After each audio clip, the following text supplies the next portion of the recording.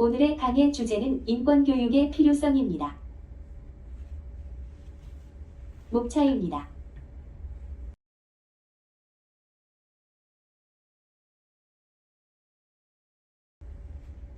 안녕하세요. 저는 한국근육장애인협회 소속 인식개선 강사 이주환입니다. 반갑습니다. 전 어릴 때부터 뇌병변장애 판정을 받았습니다. 뇌병변장애는 뇌의 기질적 뇌병변으로 인해 발생한 신체적 장애로 보행이나 일상생활의 동작 등에 상당한 제약을 받습니다. 뇌의 손상된 부위와 정도에 따라 그 양상이 다르지만 지적장애, 시각장애, 청각장애, 뇌전증, 간질, 언어장애 등을 동반하는 경우가 많습니다. 그래서인지 많은 사람이 뇌병변장애인은 모두 지적장애가 있다고 생각하지만 이것은 사실이 아닙니다. 저는 뇌성마비 전체 중 약 70에서 80%를 차지하는 경직형 뇌성마비입니다. 경직으로 팔다리가 뻣뻣해지고 발음이 어려워서 언어장애를 가지고 있습니다. 그래서 장애인식 개선 강사를 지원할 때도 고민이 많았습니다.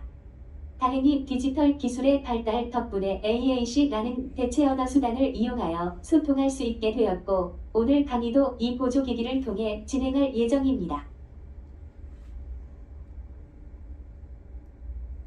오늘 저는 제가 다니던 특수학교 초등부 6학년 때 일을 이야기해 보려고 합니다. 6학년이라는 새 학년의 설렘은 며칠 후에 터진 한 사건으로 지옥이 되었습니다. 어느 날 발달장애가 있던 같은 반 학생 한 명이 쉬는 시간에 교실 밖으로 나가 버스를 타고 사라졌습니다. 행방불명된 줄 알고 한바탕 난리가 났습니다. 담임 선생님은 당시 학급 회장이던 제가 제대로 관리하지 못한 탓이라고 저의 머리를 때렸습니다. 저는 어이가 없었지만 아무런 저항도 할 수 없었습니다.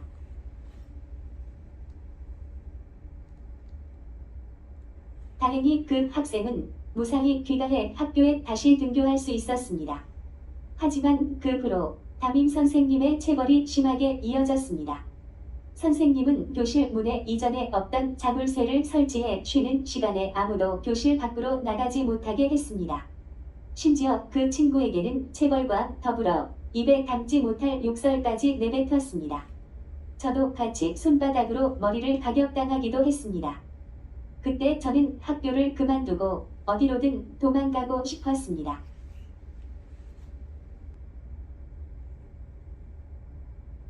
그 사건은 일파만파로 파장이 커졌습니다.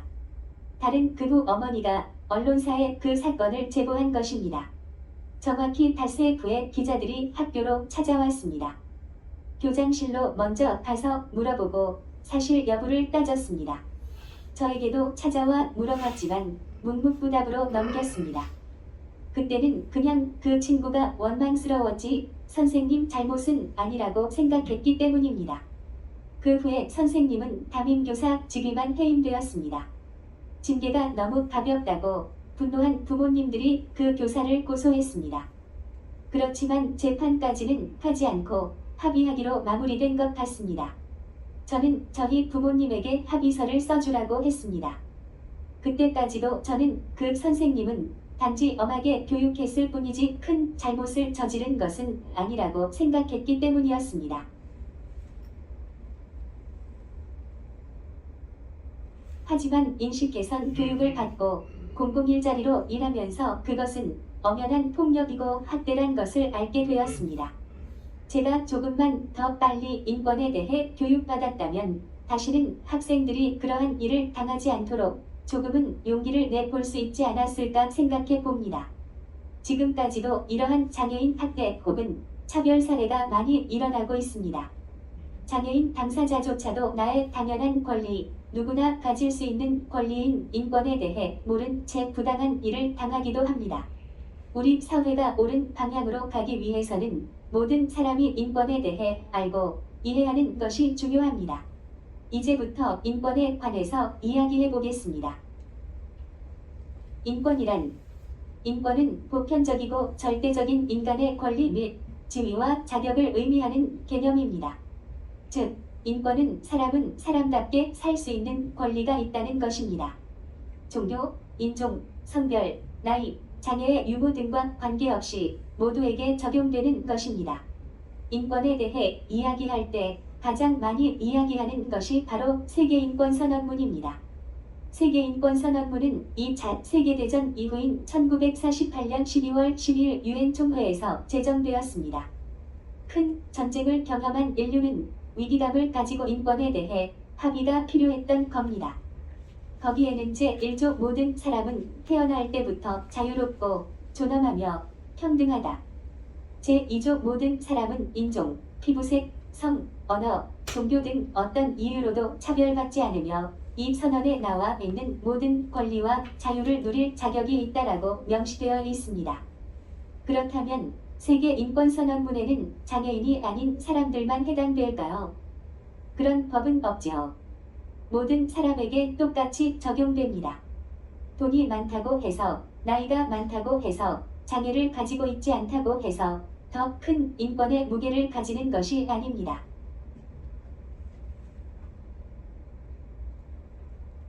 장애인의 정의.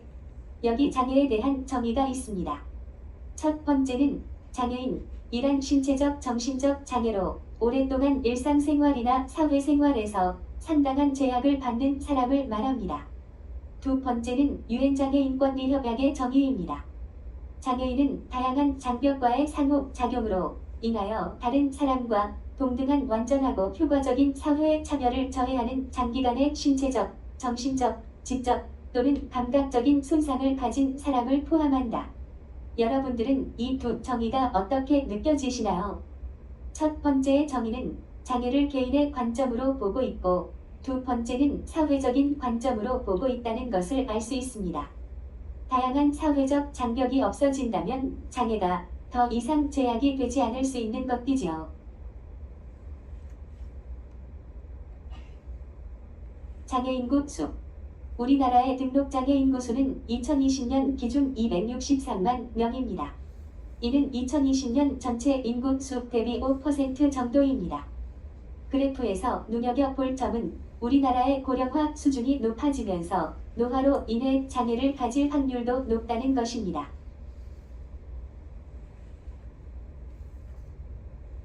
장애의 원인.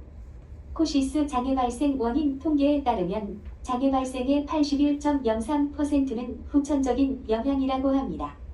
후천적 원인 중 질환으로 인해 장애를 갖게 된 경우가 46.16%로 가장 많았고, 사고로 인한 경우가 34.87%라고 알려져 있습니다. 많은 분들이 장애는 선천적으로 발생한다고 생각하는 것과 달리 선천적 원인은 8.51%, 출생 시 원인은 1.19%에 불과합니다. 여기 같이 생각해볼 주제를 가지고 왔습니다.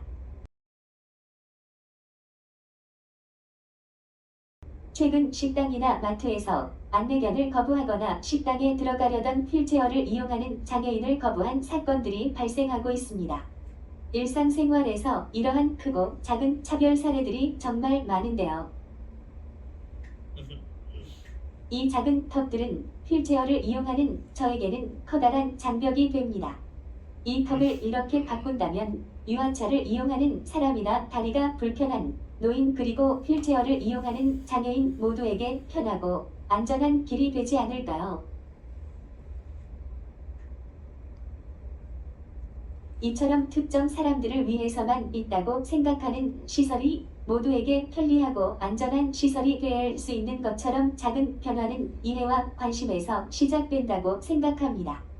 차이와 다름을 차별받지 않고 모두가 존중받는 세상을 위해 지금까지 한국근육장애인협회 인식개선 강사 이주환이었습니다. 감사합니다.